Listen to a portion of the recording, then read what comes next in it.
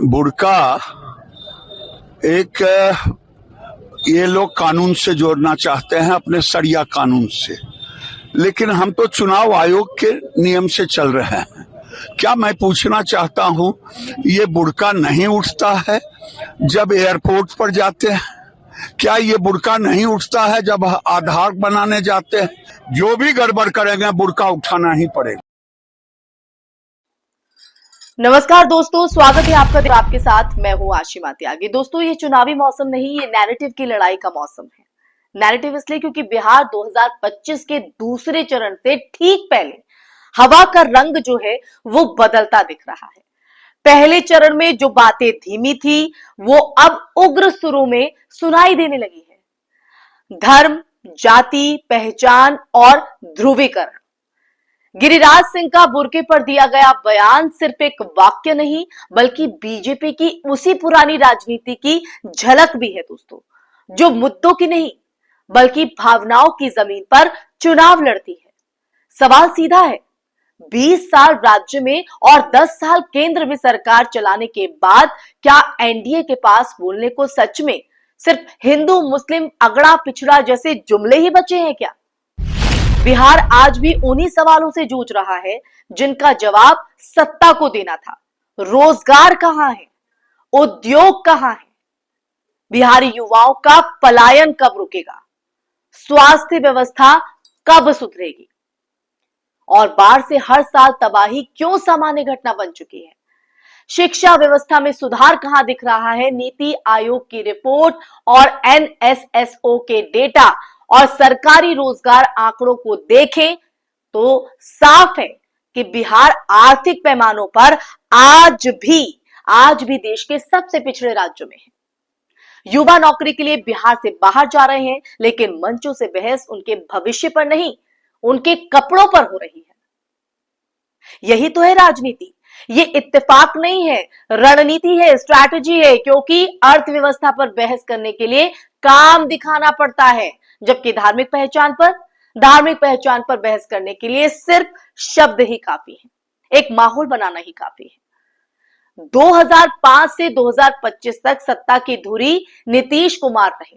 2014 के बाद केंद्र में नरेंद्र मोदी, और इतने लंबे शासन में अगर किस विकास ठोस और सर्व दिशात्मक होता तो आज चुनाव की भाषा में फैक्ट्रियां, निवेश, मेडिकल कॉलेज और नौकरियां, कृषि आय होती, ना कि बुर्का, लव जिहाद, आबादी नियंत्रण और मंदिर मस्जिद। जब सरकार उपलब्धियों पर घिरे तो वो शोर को मुद्दा बनाती है ताकि जनता के सवाल भीड़ में खो जाए। और यही पैटर्न बार बार दिखा। बिहार में चुनाव आते ही असली मुद्दों की जगह पहचान आधारित संघर्ष खड़ा कर दिया जाता है। और दूसरी तरफ आरजेडी और कांग्रेस जातिगत जनगणना, सामाजिक प्रतिनिधित्व, बेरोजगारी, आर्थिक असमानता और आरक्षण के विस्तार की बात कर रहे हैं।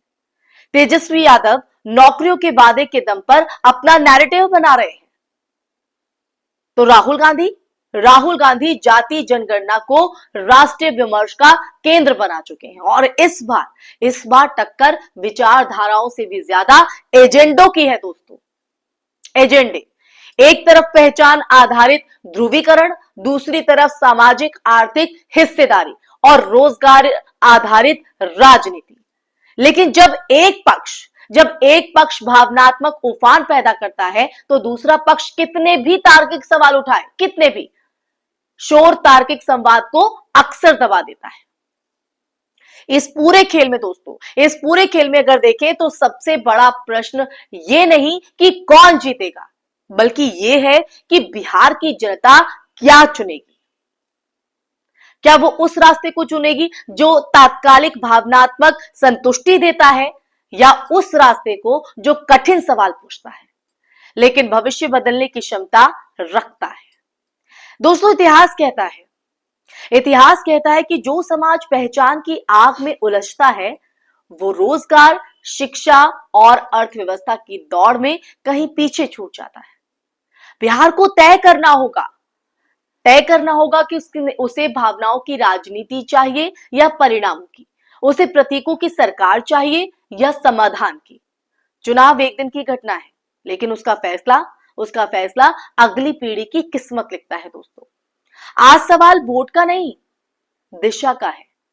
क्या बिहार एक बार फिर जज्बात की ओर मुड़ेगा या इस बार बदलाव की तरफ कदम बढ़ाएगा? यही वो पल है, जी हां दोस्तों, यही वो क्षण है जब इतिहास लिखा नहीं, चुना जाता है। इसलिए महत्वपूर्ण हो जाता है कि अब जो बिहार की जनता है वो किस और अपनी जो राह है वो चुनती नजर आती है। और आज की इस चर्चा के अंत में सवाल सिर्फ ये नहीं कि इस चुनाव में कौन सी पार्टी जीतेगी, बल्कि ये है कि बिहार किस कहानी को अपने हिस्से की सच्चाई बनाएगा दोस्तों।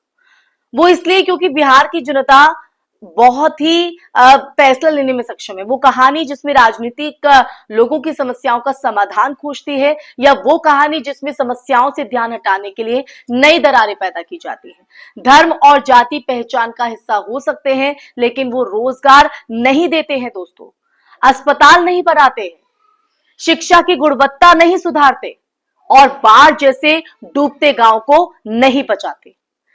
20 साल सत्ता में रहकर भी अगर चुनावी मंच से विकास नहीं, बल्कि कपड़ों, पहचान और आबादी पर बहस हो रही, तो ये विकास का नहीं, बल्कि उससे ध्यान भटकाने की राजनीति का प्रमाण है दोस्तों। बिहार की मिट्टी क्रांति, संघर्ष और बदलाव की गवाह रही है। जेपी आंदोलन से लेकर मंडल की राजनीति तक यहां जनता ने हमेशा इतिहास को मोड़ दिया है। जब उसे लगा कि समय बदलाव का है, लेकिन बदलाव सिर्फ नारे से नहीं आता है, सवाल पूछने से आता है। कहां है नौकरियां? क्यों पलायन रुक नहीं रहा? क्यों गांव आज भी बाढ़ और बेरोजगारी के बीच फंसे हैं? क्यों शिक्षा और स्वास्थ्य चुनावी भाषणों में प्राथमिकता नहीं बन पाते?